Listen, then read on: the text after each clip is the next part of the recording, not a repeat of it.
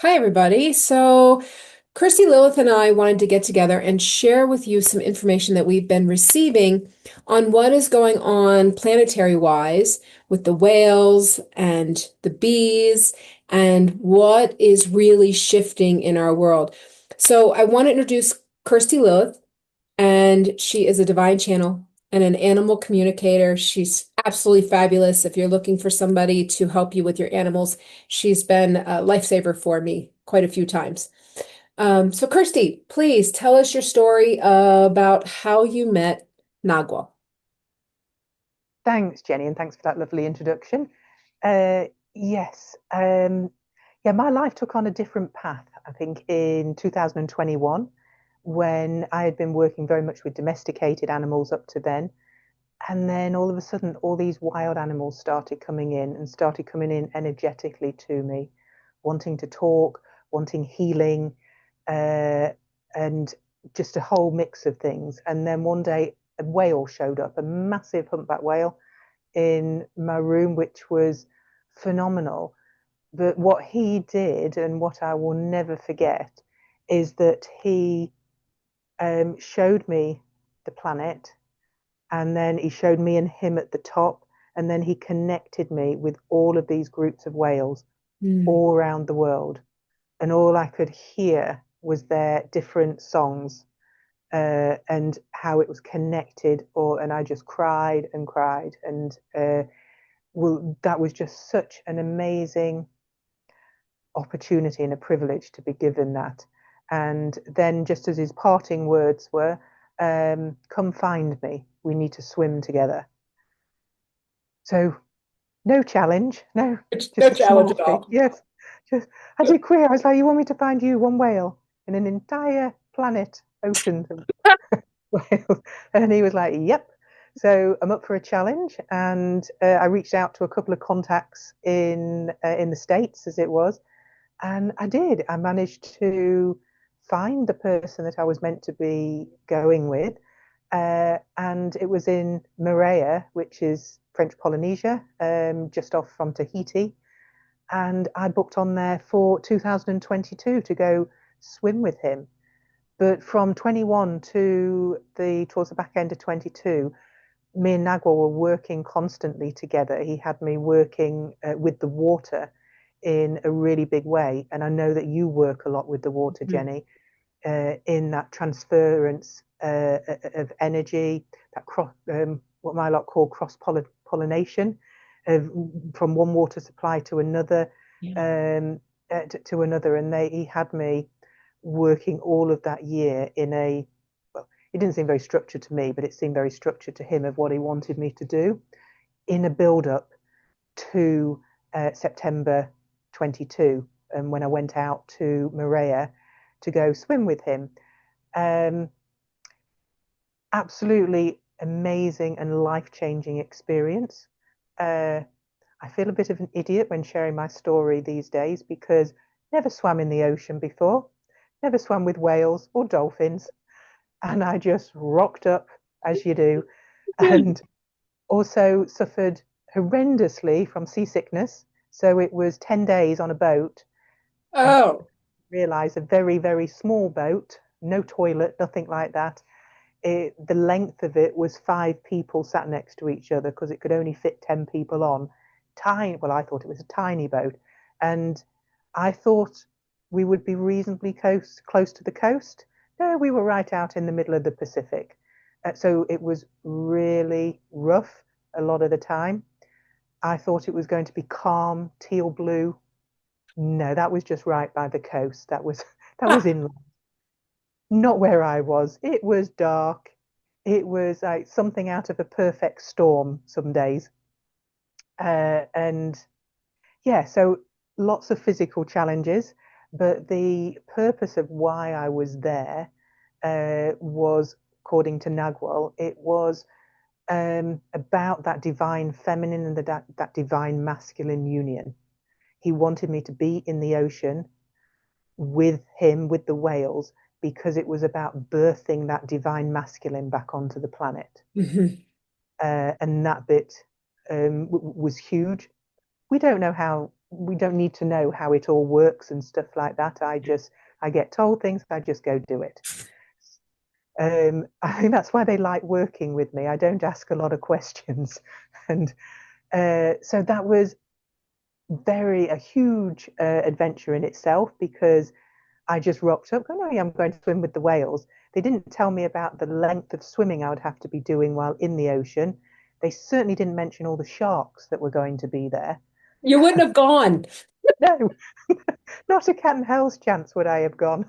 It was, oh my God, how I kept showing up and doing it. It really helped me to step into a whole new version of myself, Mhm. because the courage that it took me every day to get on that boat and then also to get off that boat into the ocean with the little sharks swimming past to go get to the whales. But I have to say, it was the most magnificent of experiences being in the ocean with those beautiful, beautiful creatures. Mhm. Having the whales just swim by you, having a baby calf like come up, and their eye just connecting with me. It was wow, so heart opening. It's just indescribable. And the whales work with humans on such a deep level. Any shit that you're not prepared to look at, don't go in the ocean with the whales, because they'll bring it all up. Because before I went, I had to go through so much releasing and letting go of stuff. Um, and I thought, my God, this is horrendous. But when I got there, I could understand why, because everybody else was falling around, having massive breakdowns around me. And I thought, I can see why you got me to do all my crap beforehand. So I was able to hold that energy and do the work that was necessary. Yeah. And everybody else had all their revelations and stuff while we were there. Yeah, Uh, I don't think people understand that with the sacred journeys, with the trips like this where you're following spirit's lead, oftentimes the lead up to it is massive. It's particularly if you're leading the group or you're leading yourself as you did with this and you're doing that energetic work, the amount of prep that goes into it that people have to go through in order to do the planetary work, the earth work is huge, yeah, huge.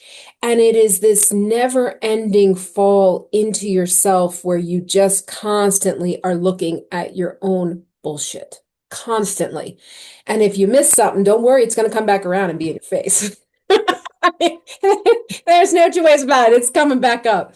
And and I think that's one of the reasons a lot of people don't follow, yeah. right? They talk themselves out of it because, I mean, you could have, right? You could have said, I can't, I don't really swim. Mm, I don't really, how am I going to afford to get here? How am I going to do this? And you could have put up wall after wall after wall, and you didn't. But I understand why people do, because the yeah. minute you say yes, it's like an It, avalanche. yeah. It's like a baptism of fire every single day of going through, completely spot on. As hey, to me, there's no judgment on people that don't do this stuff, because it is not easy. Yeah, Uh, and what they're wanting is for us to become as clear a vessel as possible. yeah. And that involves going through so much. And like you say, the preparation before these journeys Mhm. is just immense, and it's like you're on a roller coaster and you just can't stop.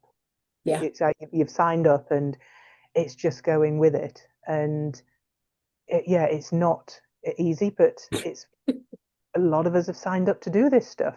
We have. And there's so many people across the planet. And I Yeah, find that really, really exciting. Like when you really tap into the grid of, we can call them light workers, but I don't know if that's a exacting enough description. yeah, But the ones that are holding the nodal points and working the grid lines and really doing the energy, and there's more and more and more. It's multiplying. It's absolutely beautiful. And it's exciting. It's exciting because you can feel the changes. it is. It's amazing. I mean, I wouldn't change my path for the world. Yeah. it is a phenomenal life. But I sometimes think my soul, a little bit crazy, a little bit of a Fruit Loop. Yeah. Yeah, because I mean, it's just the calls come in and they're often so loud. Yeah, There's not really an option because to say no to the call is to say no to you. yeah. And I'm no longer willing to do that. No, I think I feel it in my stomach, and it's like that there's no kind of choice. Yeah. Uh, and there's just this drive that keeps me going. I mean, I will be scheduling a board meeting with my soul and my higher self when I am back up there, and we will be discussing this. We're going to be talking about this. Yes, at the moment, we've just put a pin in it. There will be conversation. Yeah, and it's funny because I'm always like, I'm like, I guarantee you the number one conversation of so many people on this planet is going to be like, why wasn't there the money ease, right? Like, where Mm, the money to do all this? Instead, I'm rearranging my whole life to make sure that I can afford to go do these yeah. things, right? So that's, yeah, we're going to have that conversation. Yes, exactly. Because it's not easy with the whole financial stuff, let alone all the bravery and the courage and goodness knows what. But it is, it turns your And the whole life inner around. work, Yes, right? it Like is. it's a lot. The amount of times I'm on my knees, tears and snot running down everywhere. And I'm like, oh my God, again. I think it was only just earlier this week. It was just another thing that had to Mhm. kind of let go, just break through. Yeah. And yeah, not easy, this path. No, it's not. And honestly, that space of hitting your knees, it's an important spot. It's that full surrender spot. And Mm, it's just the I don't care what happens, just help me. yeah. Help me through this. Help me past my own crap. Right? Because that's generally my prayer. Can it please help me get the hell out of my own way? Please. So you did that in 22, and then something happened recently. Yeah, so Nagwal has been a constant in my life. He kind of turns up, I'd say, most weeks, but it's to offer advice of kind of what's going on. So we still have that contact, which is great. But then a client of mine who I actually met in Maria, and she's been working with me ever since. And she was going to Tonga and swimming with the humpback whales. And she's been there. This will be a fourth trip that she's gone. And a lot of the time now, when she's on her travels, we'll have what I call on location sessions. So she booked a session with me when she was actually in Tonga. And she was so excited. She was like, I think I've met Nagwal because he is from Tonga. That was where he was born. And I know they migrate down Mhm. to Antarctica and that, but Tonga's his original kind of hunting ground that he goes. And when she described it, I had Nagwal come straight in and going, yes, that was me, that was me. And then she said that when they were in the water, he was singing. Didn't know he could sing. He never shared that with me before, but apparently he's a singer. And she had a GoPro and was able to record it. And she said it was amazing, absolutely incredible. And so I just said to her, "Would you be able to send it to me?" But she was still in Tonga, and then with time, time just passed, and I forgot about it. And then we had a session, I think, a week or so later when she'd returned back to the States, and so that was, I think it was last Monday. But time gets a little bit confusing for me these days. But we had a session. She was back in the States, and I had to say, "Oh, yeah, can you send me that recording of Nagwal singing?" And so she did because she'd forgotten about that. But then he came into the session and shared such incredible information because she was saying, when I was in the water, it was like there was an echo because I could hear him singing, and then there was the identical song as a complete echo. She said, I don't understand what was going on. And he was able to explain that it wasn't an echo. And this doesn't happen, as in whales do not sing the identical song. They have their own little song going on, even if they're all humpbacks. Uh, and he said that he was singing because he is the master communicator of whales, that he's the chief, the boss of the whales, and that's why he works with me. So he started that song, and then he said it was like a chain reaction, that there was whales then connected all around the planet singing the same song at the same time, which was, I mean, I just had massive goosebumps when he was sharing this. And it was connected with 3iAtlas, with that interstellar consciousness that's in our atmosphere at the moment. And it was to do with kind of like flipping the paradigm. And he just said about the Hermetic teachings of as above, so below, is like as below, so above. It's that kind Mhm. of complete shift and change to allow our consciousness to be able to rise to where it needs to be and to be impacted by this stellar consciousness in the way that we need to. So I was blown away by it, and I've got very clearly told by Nagwal I could only send the recording to specific people, and there was only three, and obviously you, Jenny, were one of them that it needed to be sent to. So, see, I messaged you straight away, and I know then you got a lot more information coming in Yeah. from the whales about what it was all about. Yeah. I mean, it was like instantaneous. As soon I hadn't even listened to the recording. I was just listening to your message. And it was like boom, right through me. And I was like, oh, holy cow. And I literally could see it. I could see it spanning the globe. I could see, whales connecting, singing this particular song. And it's this beacon, right? It's this cosmic key that has now been turned on. Um, and and then you sent me the recording. I listened to it, and at first I'm like, oh, this is really pretty. And then I can't tell you why, but I hit a space in the recording and it was sobbing, like Mm, ugly lovely. crying, Yeah, just, and I don't, no idea why. Um, but I knew it, there was a space of grief. I will say that. Like it was this space of like, oh, we're here. And not in a bad we're here. Almost like, hmm, almost like this space of like, okay, it's really that shit or get off the pot time, right? Which we know. We've been saying this for years, but it's like, it's now. It's now. It's like, everything is working towards planetary ascension.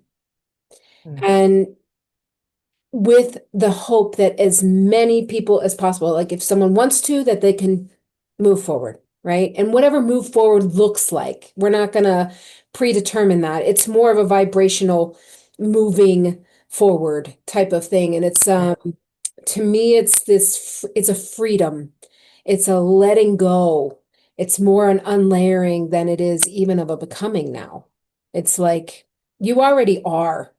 So now yeah, let's get rid of all the crap that's in the way that keeps you from really remembering who you are and walking it.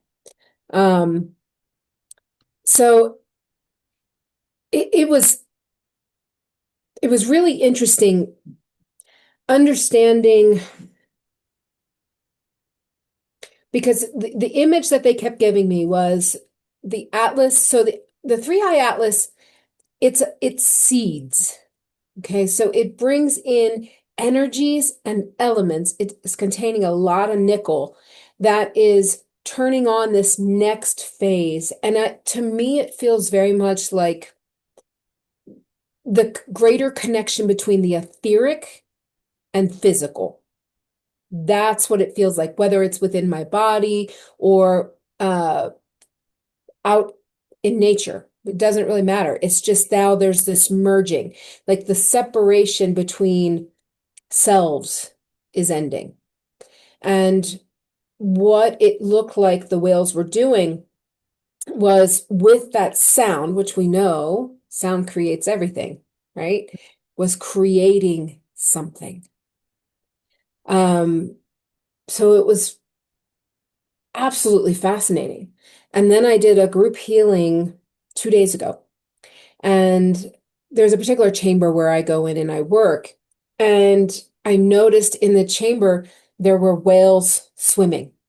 And I was like, oh. And then I saw bees. And I was like, huh, why is there bees? And bees are this sign of the goddess. And so when we do know that the whales are often the record keepers of the planet, like they hold that unadulterated memory, the one that hasn't been, messed with. And it's more of that purity. It's a very pure, pure stream that they hold.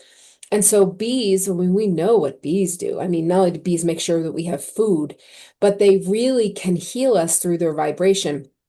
I have a teacher who has a bee hut, and you can go in and meditate, and you can be amongst the vibration of the beating of the wings.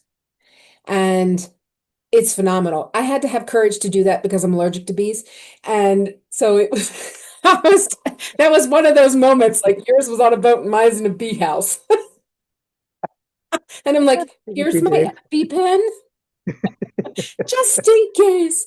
But it was a really beautiful experience with them to be in that frequency and to allow it to open and heal. So if we look at what the whales do with their song and their sound, and that's within the water, when you look at what the bees do, they're also doing it, but it's on this micro level.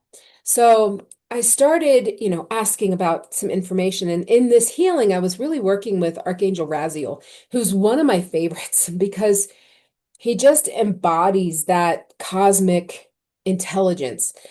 And so he was talking to me, and it was like the tones that the whales are doing are moving through the ocean grids and they're restoring coherence.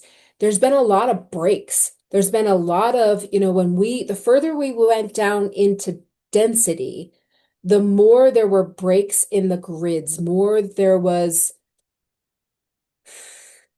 I don't know, almost like just absolute disconnection. Like the further we went into separation, the further we separated. Mm. And so each song that they're doing acts as this stabilizing signal, and it's aligning the magnetic and the crystalline layers of Earth. And so they're reestablishing communication between the ocean grids, the tectonic plates, and the crystalline core. And with that, the crystalline pyramids, which I've been working with for years. And so it's interesting because, I'm heading to Belize soon, and I'm going to be working with them again. And like I kind of laugh at the timing, right? Like I'm like, there's no way I could do all this. I'm not, there's just no way. And so to look at this timing and go, okay, I got it. Going back to work with these pyramids. So then there were, what was being shown and said is the work with the 3iAtlas, because the 3iAtlas is a cosmic signal. Like we hear about in the religious circles, there's Gabriel's trumpet, right? In the Mayan cultures or the Hopi culture, it's the kachingas. You're going to see the red and the blue kachingas. Well, Atlas turned blue. And Atlas had a little bit of red on him. There's there's definite symbols that are being shown to us that are hitting multiple cultures right now, and that's really, really exciting. So the signal from the 3iAtlas, right? So it's this cosmic signal, it's linking into the planetary body to help hold the higher harmonic fields. And this is important because that's what had gotten broken, right? Like it wasn't the 3D lower grid that had broken, it was the higher ones that broke when we went lower. So these are now being reestablished through sound. And so then I was like, okay, well, what about these bees?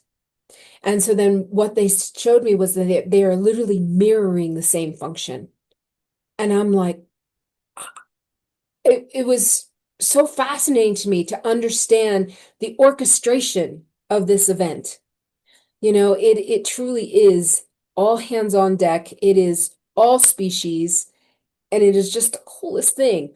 And so there's like this golden lattice. That's how I describe it. And it like carries coherence. It carries a signal through the air, the soil, and the mycelium networks. So it's like the whales are restoring the signal in the water, and the bees are bringing balance back through this current, this electromagnetic current, and it moves across the surface. So any of the tears in the energetic web that connects plant, mineral, human life, everything, that's what's being fixed. And the more that the higher grid becomes sustainable, the more we can anchor into it. And it's not always a one-to-one thing. It can be moments, right? It's like, okay, and here I anchor into the higher grid. There's still parts of me in that lower grid, and I'm working on cleaning that up. And then now this is a stable foundation, a stable place for me to be. And so it's big news. It's big news. And so it's like the whales are doing this large scale and they're reconnecting deep grid work, right? And we know we've been told before that there are land masses that will rise through the water. There are land masses that will go back under the water. And it's a cycle. The earth has done this before. And so it's interesting because what they were showing me was helping to maintain, I guess the word I would have is coherence in that chaos. Because as masses rise and masses sink, it feels very chaotic. But the way that it's being described to me is on one hand, yes, it's going to look like chaos. And on the other hand, it's not. It'll be done at the perfect timing. There will be the supports for the earth, supports for the people that are shifting and moving forward. Um, so yeah, so that was my experience with the whales and the bees 2 days ago. And so Kirstie and I decided to get together and talk about this because this isn't small. Mm. And, you know, I've had a Lyran being come in and he says to me, he's like, if you understood how sacred this time is, because you wouldn't be worried about those things. He'd say you would be so enamored with what is taking place, whether it's planetary, whether it's within the human. I mean, people are making huge leaps, Yeah. huge leaps right now. And the hard part is we can't always see it, right? Like if my daughter says, "Does it look like my face is thinner?" And I'm like, "I see you hours every single day. I can't tell." But somebody else who may not have seen her, for 3 months or something is all of a sudden like, "Oh, wow, I can't tell." And the same thing happens when we're doing our inner growth. We don't always see the movement, but Mm. the movement is here. It's here. And, when we look at this cosmic key that is Atlas, it's turning on a switch. And for me, the way I describe it is it's turning on that switch for a caterpillar, then becomes the goop, right? And it's more of like I think we're already goop. 'Cause I know I definitely feel like goop, but it's that switch to that the goop is no longer a liquid and it starts to reform. The cells begin Mm. to reform and change and turn into a butterfly. Mm. That's the space. And Atlas is the catalyst. Yeah. And so when you look at the bees, the whales, and I'm sure there's other species too, they're planetary weavers. And they're really helping to create this incredible higher harmonic grid for us. Yeah, and the timing of it is no coincidence, as it never is. Yeah. The fact that we're in this space with Atlas, with the whales of what they're doing, as we're now into November, and then obviously it's the 11/11 portal next week, Hmm. and that is then the countdown to the winter solstice. Yeah. And the winter solstice portal is going to be the massive that it's ever been, the most intense, Yes. and that's then going to shift us into what next year is going to bring, Yeah. which I feel, and I think you feel the same, is going to be huge, whatever's coming in. Yeah. I mean, briefly before I hit record, we were talking about the numerology. We're in a 9 year now. We're going into a one. That's new beginnings. Mm. So, and really it is how much of a new beginning is dependent on how much we can let go. And, one thing they were showing me over the weekend was that every time we judge someone else, ourself, it's like a bar we're putting on our heart energy. It's Mm. like we're creating the cages with our judgments, with our belief systems that are judgments in disguise, right? And each one is limiting us. Each one is like a bar cell that we're putting in. And then we're going, I want to expand. And why am I in so much pain from the energies? My heart, it hurts because it's trying to expand. But there's a Mm. ton of bars around it.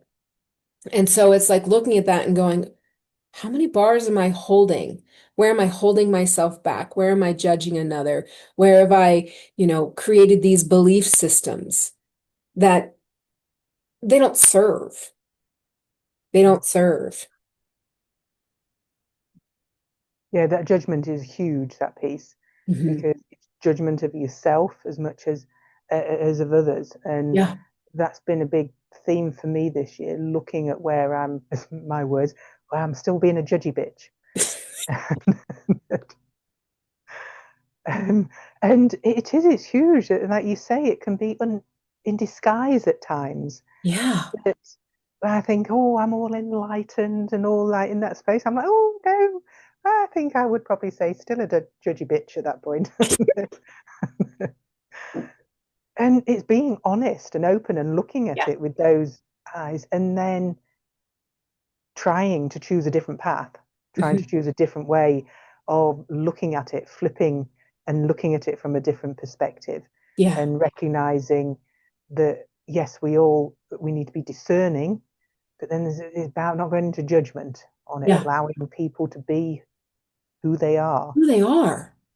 And really, I'm finding the more I love people right where they are, the more I love me. Mm.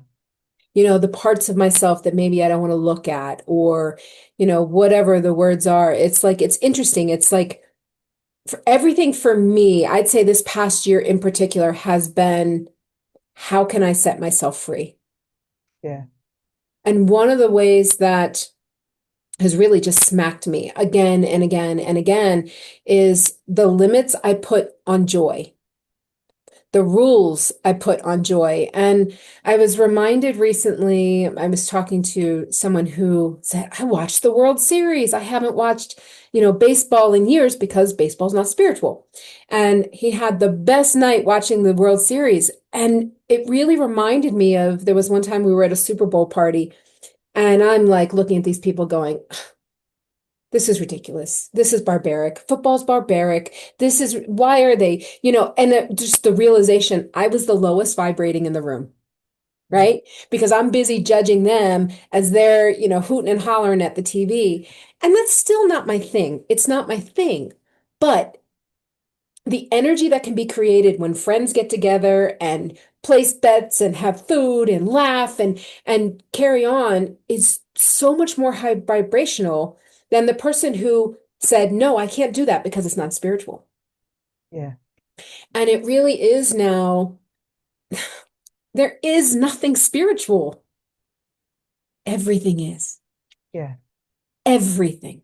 Everything is spiritual. Everything is an opportunity. And it's just this matter of, can you set yourself free? We've created so many rules as spiritual society of what's considered spiritual, what isn't spiritual, and you have to do this, you have to have this practice, you have to do that, or else I'm not spiritual. I'm never going to be enlightened. I'm never Right. going to be able to ascend.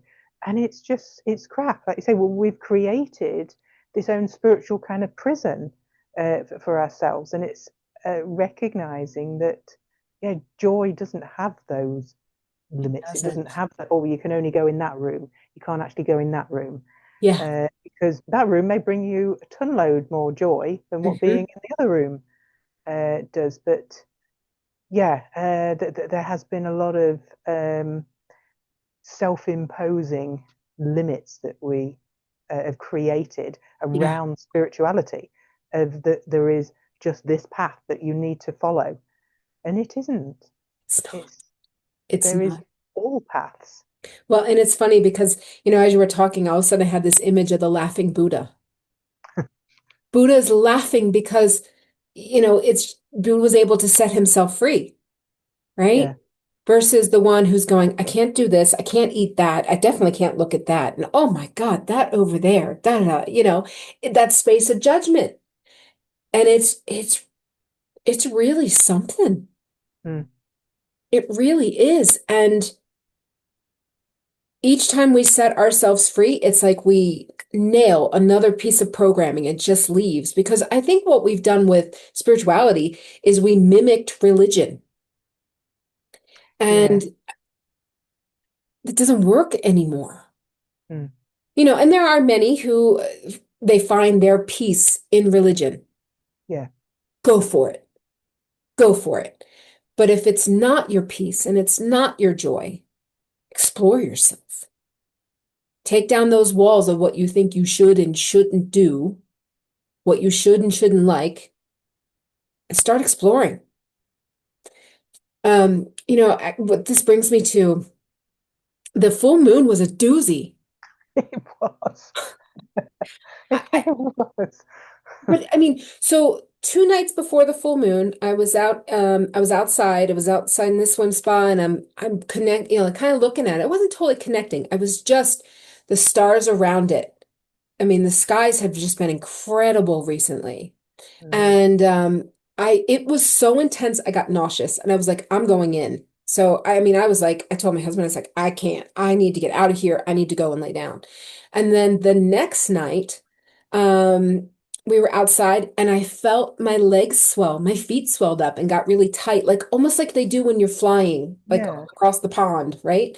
And that's what it felt like. And I was like, what is happening? Why? I'm in the water, I'm moving.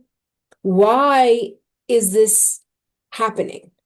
And then the full moon night, I went out and it was late. It was late because I had done the healing and the healing went for a lot longer than I thought it would. And so I just needed a clear my energy type moment. And so I go out there and they're talking to me about how Earth used to be a playground. You could come and you can experience all the things that you wanted to experience, but they were the good, the yummy, the fun things, right? But then eventually people started saying, or beings started saying, all right, I've done played out all of these fantasies. Maybe I want to be an artist. Maybe I want to be this. Maybe I want to be that. Well, now what if I want to play out some of the darker things, some of the more painful things? What is it? Maybe I want to play out being murdered. Mm, And what they shared with me was that there was this massive agreement to kind of go down into the belly. And then we're now on the way back up. And so yeah, one of the things they were saying to me, because I was talking about the act of really setting yourself free while simultaneously integrating all of yourself. So, I mean, it's a thing, it's a lot because you've got stuff coming in, and then it's like looking at that one and going, I remember when I felt that way. I remember when I limited myself that way. And then just kind of saying, nope, we're not doing that. Here's what we're doing. And so, what they're saying is that this is the time to remember the playground. mm, And the more people that do that will hold that original frequency, And I've got whales coming in as I say this. That that original frequency, and it's going to echo out to people.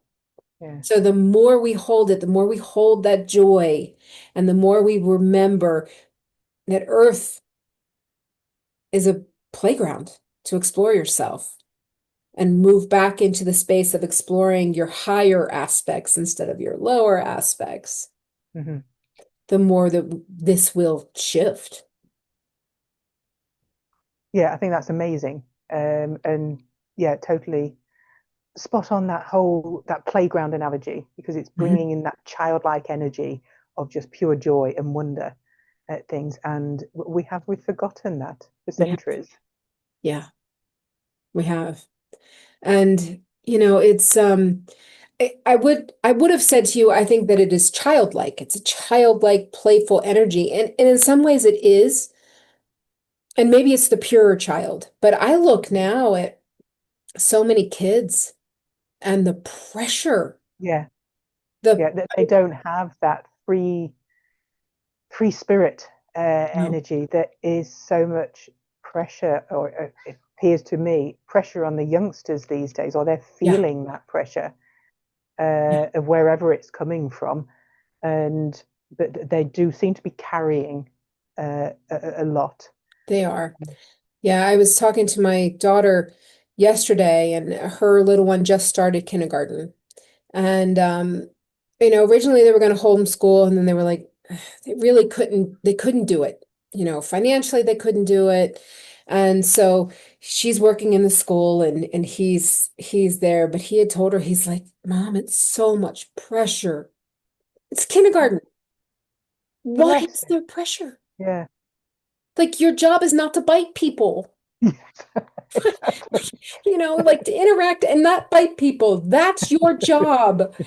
But now it's testing, and they're on computers all the time. And there's so much that's sucking the life out of life, right? Mm, And so it's interesting. So as I feel into like the planetary playground, I can't reference it as childlike. mm. Or not today's child. Not today's child. Yeah. Maybe divine child, but not Yes. today's child. But it feels to me like it's a space where everything is endless. Everything Yeah. is like it's pure possibility. It's like, Yeah. what do you want to do? Yeah. Do you want to go and explore this? Well, let's do that. Mm, And it just feels amazing. It feels amazing. And it's the biggest thing that they're like nailing me with right now is it's not that things necessarily change. It's your perception of things change mm. because you dropped the the dogma, the programming, the judgment, the religion aspect of whatever it is. The distortion. Thank you, perfect word. So you drop the distortion, and then all of a sudden things begin to shift because your lens and how you're seeing the world has Yeah. just changed. Yeah. So yeah, it's wild. Been an amazing conversation. It has. Yeah. I mean, I love Thank you. talking to you no matter what. Um, and I like talking. You're so good at We it. know. We know.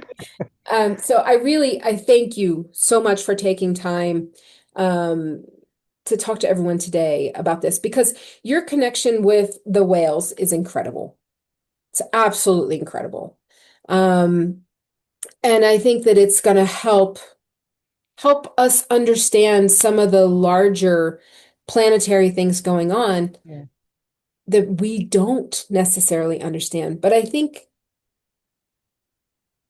the amazement is the coordination of the signal.